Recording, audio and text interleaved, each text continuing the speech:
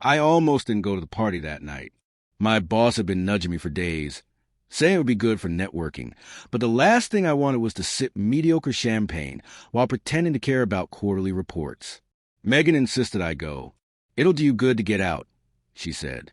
"You've been stressed." I remember the way she said it, like she wasn't planning to come herself, almost relieved to have an excuse to stay home.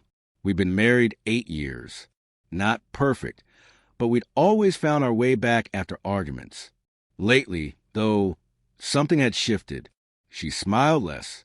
She laughed less. Conversations became polite exchanges. I told myself it was just a phase, the weight of routine. But that night, walking alone into that crowded room, I felt something else entirely. Distance. The party was at the downtown Marriott Ballroom. The kind of place with lighting too dim, music too loud, and everyone pretending they were happier than they really were. I grabbed a drink and leaned against a corner table, half listening to the chatter. Then I heard her name. At first, I thought I imagined it, but then it came again. Megan. My head turned automatically. 2 guys from another department were standing a few feet away, laughing too loudly, the kind of drunk laughter that always hides something sharp beneath it. Man, I can't believe she's married.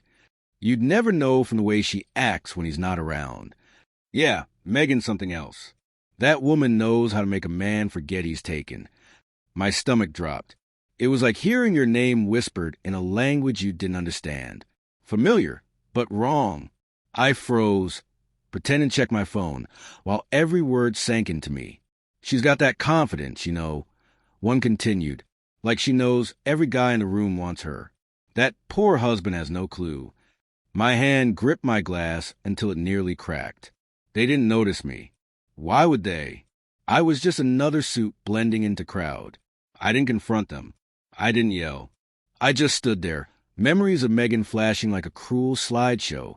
Her laugh at breakfast, her text saying she was working late, her perfume lingering on the couch after a night out with friends. When I finally left the ballroom, I didn't go home. I sat in my car, engine off, hands trembling on the steering wheel, replaying their words again and again, twisting, denying. No, Megan wouldn't do that. She wasn't perfect, but she was loyal. She had to be. Still, that night, coming home, the house felt colder. She was asleep or pretending to be. I stood in the doorway, looking at her in the dim glow of the nightstand lamp. Peaceful, innocent. Maybe that was what hurt the most. The next morning, she acted normal, asked about the party, kissed my cheek, poured my coffee. I wanted to ask, "Who are you when I'm not around?" But the words stuck. Instead, I said, "Yeah, it was fine." For the next few days, I became an observer in my own marriage. I watched how she moved, how she spoke, how her phone stayed face down on the counter. Every laugh over the phone tightened my chest. Every late return home left a mark. A week later, I realized I couldn't live in suspicion anymore. I needed answers. So on Friday, when she said she was meeting her friend Tessa for drinks, I followed her.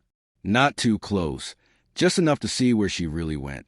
Her car pulled into a restaurant on the west side of town, not the place she had said. She parked, adjusted her hair in the side mirror, and went inside.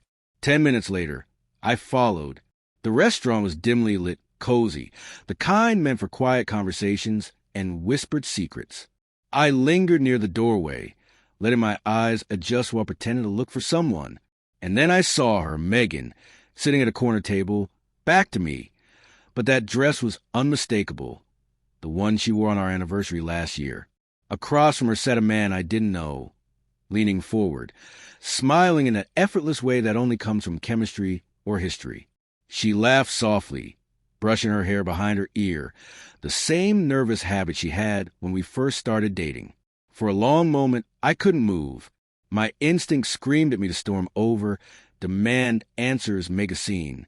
But something inside me told me to wait. I found an empty table at the far end, ordered water, and just watched. I told myself, maybe it's innocent. Maybe he's just a friend. But when his hand touched hers and she didn't pull away, the lie fell apart. I didn't stay long. I left before they could see me. Each step felt heavier than the last. The night air hit like a slap. My heart wasn't racing. It was sinking. The drive home was the longest 20 minutes of my life. Every mile felt like a memory unraveling. Our first apartment, road trips, nights staying up talking about everything and nothing. All of it suddenly tainted. When she came home later, she smiled as if nothing had happened. "Hey, you're still up?" she said, slipping off her heels. Tessa and I had too much wine. I just nodded. "Yeah, sounds fun." She kissed my cheek and walked into the bathroom. I stared at my reflection in the black TV screen. Someone who knew too much. Someone changed. Over the next few days, I tried to act normal, but something fundamental had broken. I wasn't angry, not the yelling, throwing things kind, but quieter, colder, like standing in a house after the fires burned out. I started planning. Not revenge, not confrontation, clarity. I checked our finances, her spending, our accounts. It didn't take long to find withdrawals that didn't make sense. Hotel receipts tucked into email confirmations. Proof. Cold. Undeniable. The next Saturday morning, I made her coffee as usual. She came down in her robe, hair messy, smiling faintly. "You're up early," she said. I slid an envelope across the table. "This came for you." She opened it, brows furrowing until she saw the printed photos inside. Her face went pale. "Megan," I said quietly. "I know." For a long moment, neither of us spoke. The silence was thick, almost suffocating. Then she whispered, "It's not what it looks like." "Then explain it," I said, my own voice unfamiliar to me. She opened her mouth, then closed it again. Tears formed, but I had seen too much to be moved. "I loved you," I said. "I still do, maybe, but the woman I love isn't this." She reached for me, but I stepped back. "Don't. You made your choice. You just forgot to tell me." That night, I packed a bag.